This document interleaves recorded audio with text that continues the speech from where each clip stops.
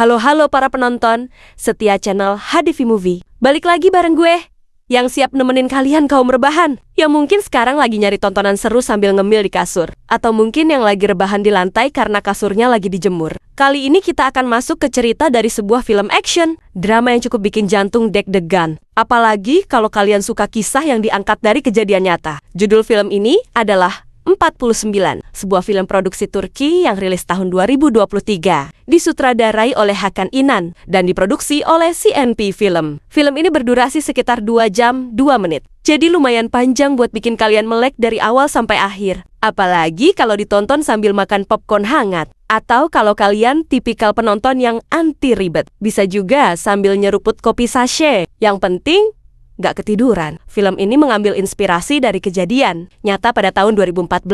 Tepatnya di bulan Juni, di kota Mosul, Irak. Saat itu pasukan ISIS melakukan serangan besar-besaran dan berhasil menguasai kota, termasuk menyerbu gedung konsulat Turki. Mereka menahan 49 orang sandera yang terdiri dari diplomat, staf konsulat, dan keluarganya yang ada di sana. Bisa kebayang paniknya kayak apa? 49 orang itu ditahan selama berbulan-bulan, di tengah ancaman dan ketidakpastian. Nah, film ini fokus ke upaya penyelamatan para sandera oleh MIT, yaitu Badan Intelijen Nasional Turki. Ini bukan operasi biasa, bukan sekadar misi militer frontal, melainkan operasi intelijen yang penuh trik, penyamaran, dan keberanian, di mana setiap langkah salah sedikit aja bisa bikin nyawa taruhannya. Pemeran utamanya adalah Ismail Hacıoğlu, yang memerankan karakter bernama Ogus, seorang agen intelijen yang berpengalaman, tapi juga keras kepala. Dia berpasangan dengan Hendo Gandemir sebagai Sahra, agen muda yang punya kemampuan tak kalah tangguh. Tapi kadang suka bikin Ogus geling-geling kepala, karena ide-idenya yang nekat.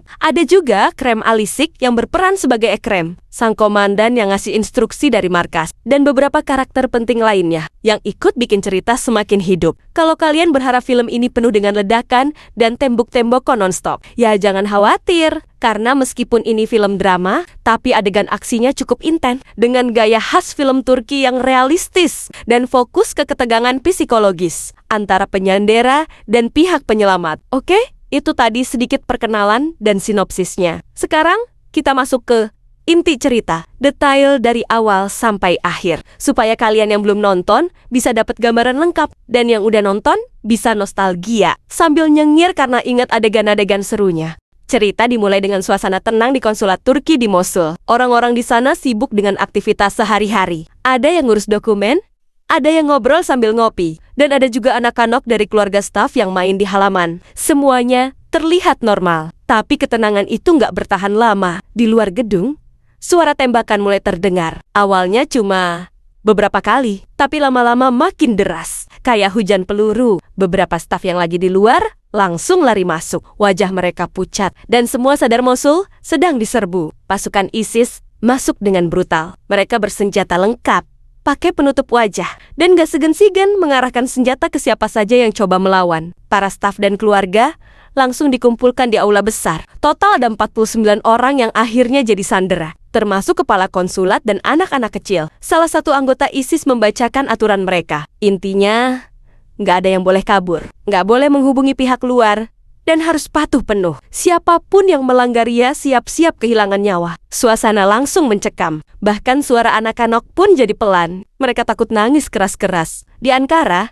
berita penyanderaan ini langsung bikin geger. Pemerintah Turki langsung mengadakan rapat darurat. Badan Intelijen Nasional dilibatkan penuh. Disinilah Ogus pertama kali muncul. Dia datang dengan langkah cepat, wajah serius. Begitu masuk ruang rapat, dia langsung tanya detail situasi. Ekrem, komandan lapangan MIT, menjelaskan bahwa mereka nggak bisa langsung kirim pasukan tempur karena lokasi sandera ada di tengah wilayah ISIS. Kalau mereka nyerbu, nyawa 49 orang itu bisa hilang dalam hitungan menit. Jadi satu-satunya cara adalah operasi intelijen rahasia. Ogus setuju, tapi dia juga sadar ini bukan misi biasa. Ogus dan Sahra dikirim ke Irak dengan penyamaran. Ogus menyamar sebagai pedagang senjata, sementara Sahra jadi asistennya. Di perbatasan, mereka harus melewati beberapa pos pemeriksaan. Setiap kali diperiksa, Ogus pura-pura santai. Bahkan sempat bercanda dengan penjaga, padahal keringatnya udah mulai keluar. Di kota terdekat dengan Mosul, mereka bertemu seorang informan lokal bernama Karim. Karim ini dulunya sopir truk yang sering mengantar logistik untuk kelompok bersenjata. Jadi dia tahu jalur-gelur rahasia yang bisa dipakai untuk masuk tanpa ketahuan. Masalahnya,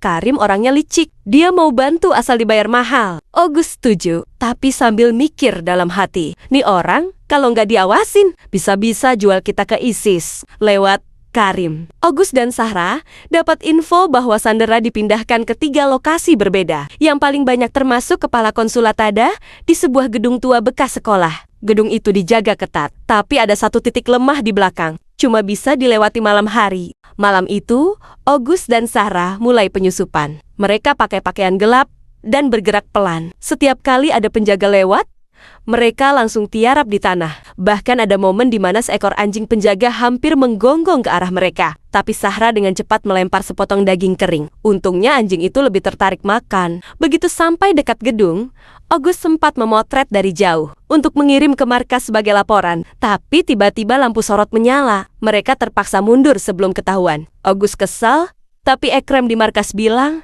"Sabar, kita butuh rencana lebih matang. Kalau nggak semua Sandera bisa hilang." Di markas, Ekrem mulai menyusun rencana penyelamatan yang nyaris mustahil. Karena wilayah itu penuh pasukan ISIS, mereka nggak bisa kirim tentara resmi. Jadi solusinya, menggunakan jaringan intelijen lokal dan penyamaran penuh. August akan masuk lagi. Tapi kali ini bukan cuma untuk mengintai dia. Harus memetakan jalur kabur yang bisa dilalui. 49 Sandera sekaligus. Sahra awalnya keberatan. "Kita nggak punya cukup waktu, apalagi jaminan aman," katanya dengan nada tegas. Tapi August cuma menatapnya dan bilang, "Kalau kita nggak coba, mereka semua mati." Kalimat itu cukup untuk bikin Sahra ikut maju. Meskipun dia tahu peluang selamat tipis. Mereka mulai memanfaatkan Karim August, memberinya uang muka lebih besar. Sambil bilang kalau dia akan dapat bonus gila kalau operasi ini sukses. Karim, yang matanya langsung berbinar, setuju membantu. Dia bahkan memberi peta detail jalur belakang. Gedung yang lewat terowongan, sempit sisa-sisa. Saluran air tua yang udah nggak dipakai. Malam berikutnya,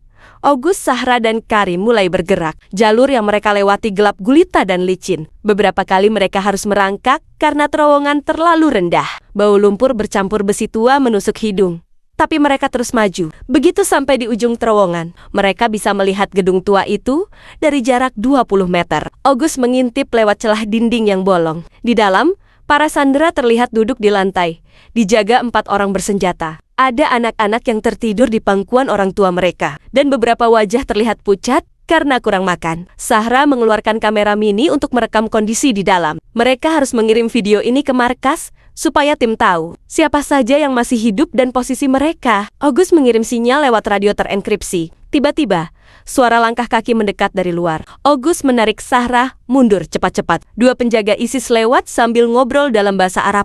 Karim, yang paham bahasa itu, berbisik bahwa mereka sedang membicarakan rencana memindahkan Sandera ke lokasi lain besok pagi. Itu berarti mereka cuma punya waktu 1 malam untuk bertindak. Ekrem di markas memutuskan, penyelamatan harus dilakukan malam ini. Mereka akan menggunakan taktik pengalihan. 1 tim agen lokal akan menimbulkan keributan di sisi barat kota. Sementara August dan Sahra menyusup dari belakang melalui terowongan untuk membawa Sandera keluar. Pukul 02.00 dini hari. Suara ledakan terdengar di kejauhan. Para penjaga di sekitar gedung panik dan sebagian berlari ke arah sumber ledakan. August memberi kode ke Sahra.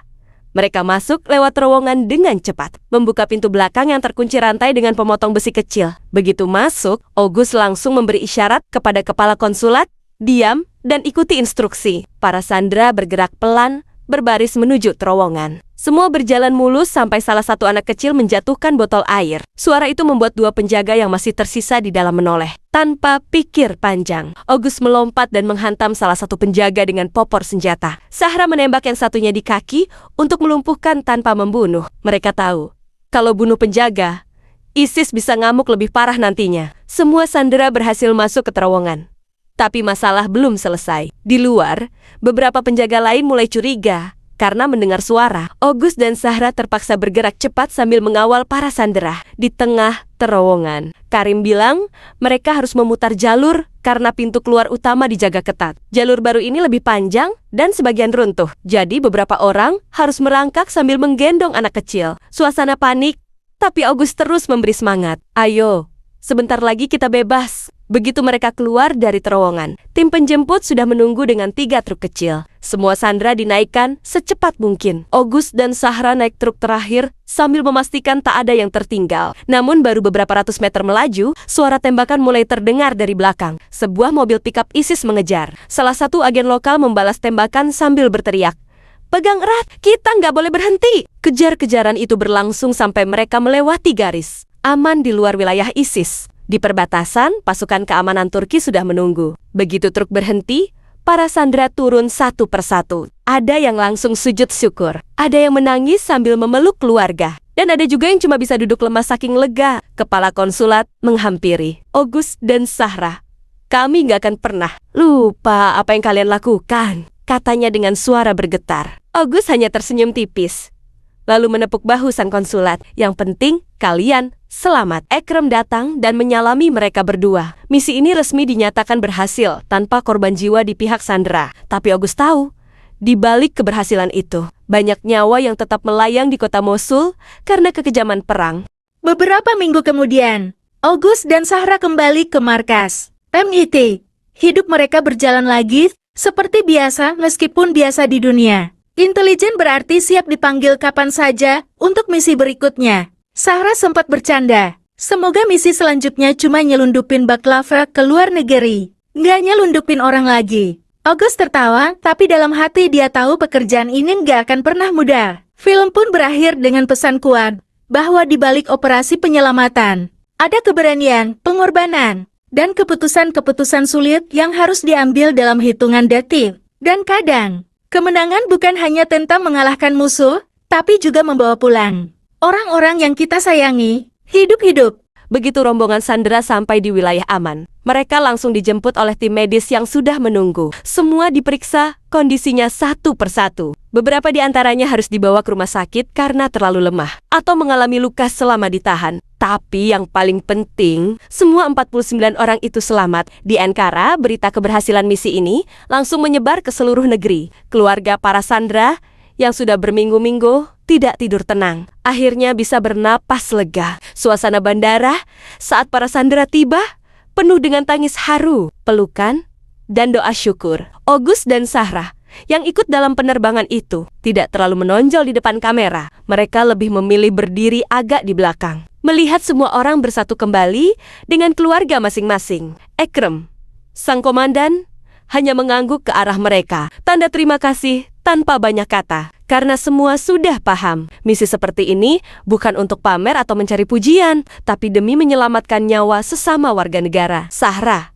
yang biasanya penuh semangat, kali ini terlihat lebih kalem. Mungkin karena kelelahan, tapi August sempat nyeletuk sambil tersenyum. "Kalau misi berikutnya, jangan yang ada lorong bau lagi ya." Dan Sahra hanya tertawa kecil. Film ditutup dengan teks singkat yang menjelaskan bahwa kisah ini diangkat dari kejadian nyata di tahun 2014, di mana 49 warga Turki berhasil diselamatkan dari Mosul tanpa kehilangan satu nyawa pun. Operasi ini menjadi salah satu keberhasilan terbesar dalam sejarah MIT. Nah, itu tadi cerita lengkap dari film 49 2023 yang penuh ketegangan dan keberanian. Kalau kalian suka film yang diangkat dari kisah nyata dengan kombinasi drama dan aksi yang realistis, ini bisa jadi pilihan buat tontonan malam minggu. Atau kalau kalian mau pura-pura jadi agen rahasia di rumah, ya silakan aja.